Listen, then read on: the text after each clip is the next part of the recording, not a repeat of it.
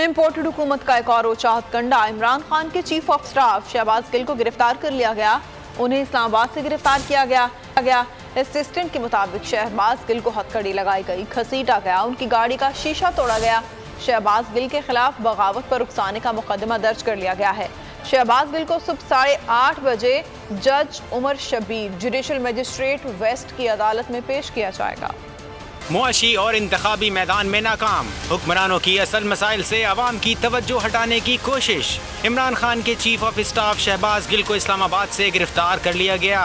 Islamabad police ने गिरफ्तारी की तस्दीक भी कर दी। शहबाज गिल को गिरफ्तार करने के बाद नामालूम जगह मुंतकिल कर दिया गया। असिस्टेंट के मुताबिक काले शीशों वाली कई गाड़ियाँ आई थी, जिन्होंने गाड़ी का शीशा भी तोड़ दिया।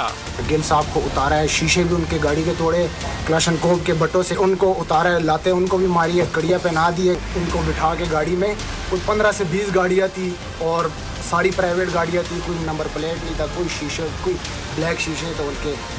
डॉक्टर शहबाज गिल के खिलाफ थाना को हिसार में मुकदमा दर्ज कर लिया गया, जिसमें इल्ज़ाम लगाया गया है कि मुलजिम ने ब्रिगेडियर रैंक से नीचे और ऊपर के अफसरान में तकसीम की कोशिश की। ब्रिगेडियर रैंक से नीचे के अफसरान को सियासी जमात से मुंसलिक करने की कोशिश भी की गई।